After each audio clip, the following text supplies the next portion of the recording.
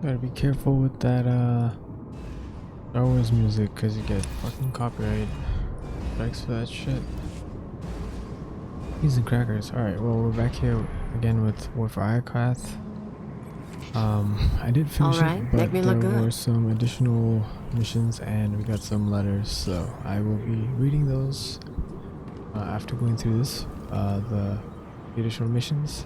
Well, mission, I guess. I think it's just like a cutscene. But yeah, let's get into it. I think it's just like a cutscene. But yeah, let's get into it. I can hear myself. Stupid.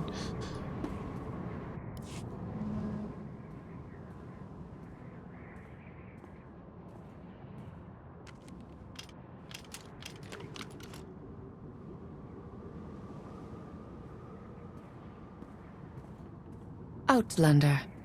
The tapestry of fate joins us once more. We are all that remains of the scions of Zakul. We have come to aid your quest, just as the prophecy foretold.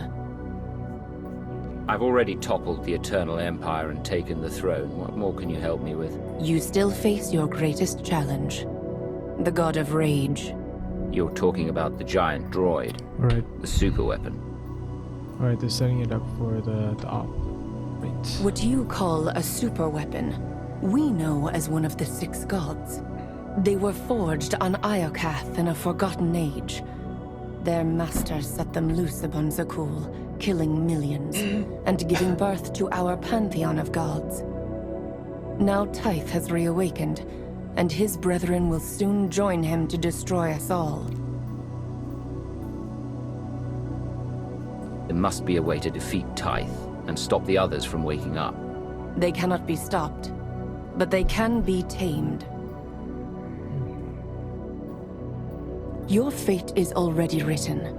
You will clash with the gods, and when you subdue them, you will be judged worthy to take possession of their shells.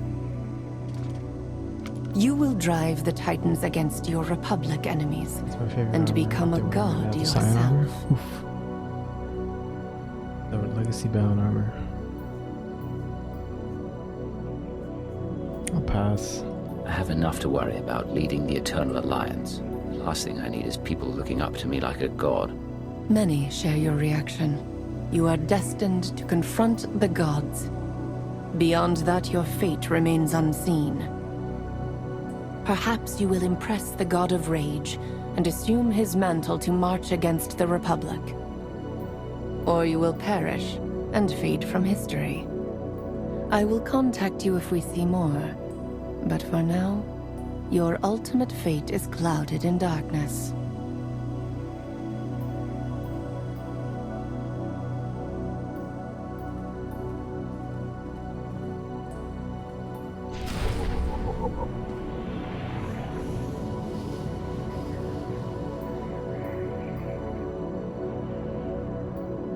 The gods await you, Outlander. The gods await you, Outlander. The gods await you, Outlander. Yeah. Yeah.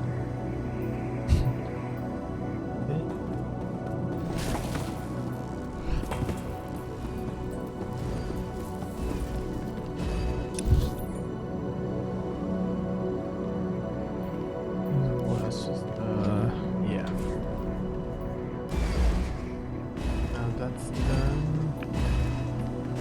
This is not what yeah. So that's the next section, and that. What do we call this? We name this. War for Iokath. Iokath's already done, so what we're gonna be doing, eh? Alright, we're gonna read this shit first. Okay, not bad. Resource crisis. I've got some bad news, Commander. While you've been butting heads with our friends on Iokath, I've been keeping an eye on the rest of the galaxy. People are talking. Sure, they're scared of the blowback from your war, but that's not what keeps them awake at night.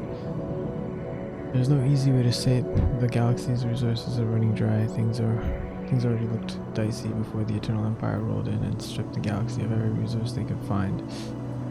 Then we had to patch things up after they wrecked entire planets. Now raw materials are in low supply. Rebuilding efforts have slowed to a crawl, and we're running out of supplies to keep the Eternal Alliance going. I reached out to my underworld contacts, hoping they'd have an angle on more resources, but no such luck. They were more panicked than anybody. You can smell the hut flop sweat from the next system. I'll keep hunting. In the meantime, you should hold on to Iokath with everything you've got. That world may be our last shot at nailing down the supplies we need to survive. The monitors. The following surveillance report was compiled for the Alliance Commander only. Subject Theron Shan, former Republic SIS. Alias Technoplague. That's a cool alias, actually. Family. Parents Jace Malcolm, deceased. Teal Shan, status unknown, no siblings. Alright. Sean's routine is unpredictable, but marked by daily calibration of his cybernetic implants, managing Alliance crisis reports, and reading aid requests. Drinks caf to wake up, and whiskey alone before bed. Sean is constantly hyper-alert and routinely scans his surroundings, a possible sign of guilt or residual SIS training. Recently made several anonymous donations to Republic charities in Jace Malcolm's name. He attempts to hide his grief, but his father's death still affects him. Threat degree inconclusive. Next steps: elevate Sean to stage 4 monitoring, flag any personality spikes or other abnormal behavior as he mourns his father. Watch for communications to Mother Satil, whose location is unknown. Yeah, we gotta kill that bitch. B1 Ego.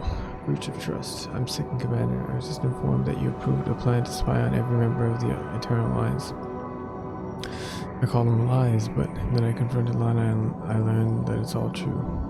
Our people sacrifice everything to follow your cause. This is how you repay them? By betraying their trust, invading their privacy, and digging through their personal lives?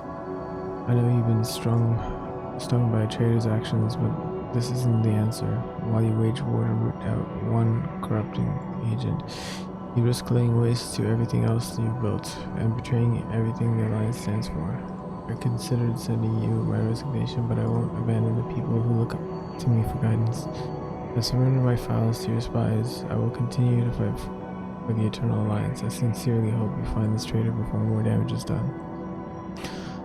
Lana Benico, surveillance initialized. As you requested, we've begun surveilling the Eternal Alliance and its many partners in an attempt to root out the traitor on Iokath, and impartial third-party agents are conducting the investigation. They've compiled the following encrypted report for your eyes only. Not even Theron and I can see its contents. Surveillance report. Scans are complete for all Alliance communications sent in the past 24 hours. Of these messages, 11% contain language that implicitly or explicitly criticizes the commander and or the Eternal Alliance. Flagging these, 1681 Alliance personnel for Stage 2 monitoring.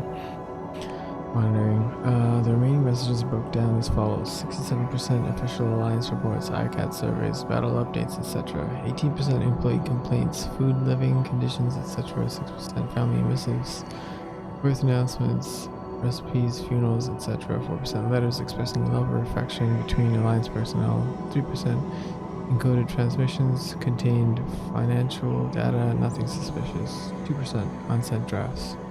Next steps: prioritize suspects and begin targeted investigations. Mass scale monitoring will continue. More reports to follow.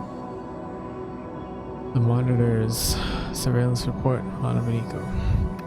Note: the following surveillance report was only compiled for the Alliance Commander only. Was compiled? Okay. Subject: Lana Benico, former Minister of Sith Intelligence. Family: parents Jaren and Kelsa, deceased. Oh, okay. Look that up. No siblings. Benico follows a regimented daily schedule of meditation, sparring practice, coordination of Eternal Alliance spy networks, a strict diet, and a mixture of tea and bourbon before bed. Bourbon? Oh, I love bourbon too, Lana. Writes poetry on poorly encrypted database.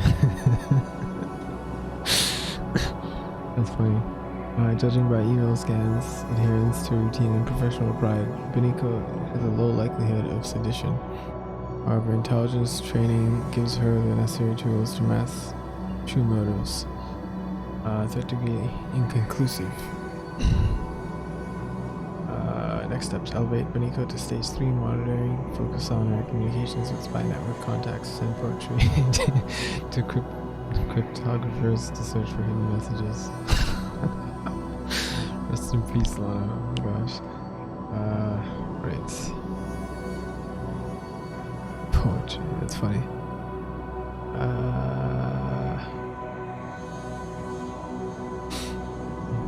Right, it was Jaren and Kelsa Beniko.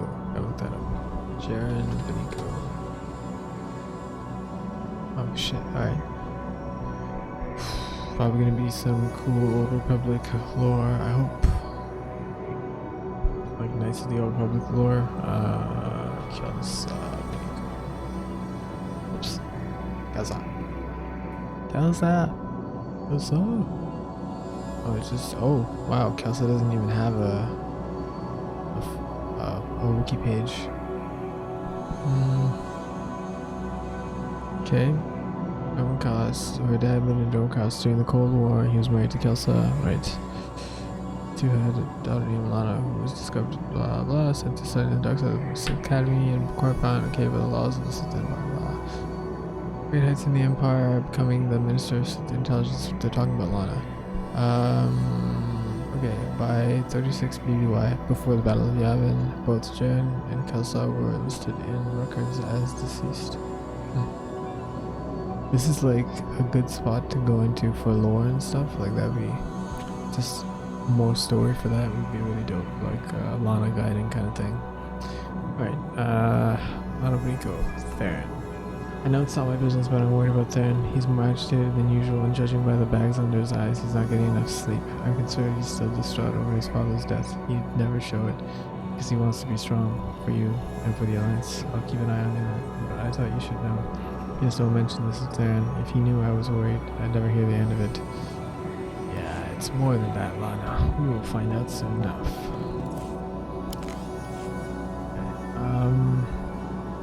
Alright, so that is it for War for Iokath. I'm not going to be doing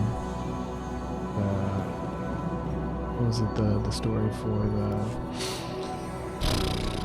what do you call it, for the op. I mean I may, but I'm not going to stream it. I might just like record it if I decide to run the op. I might record the story bits and then post it.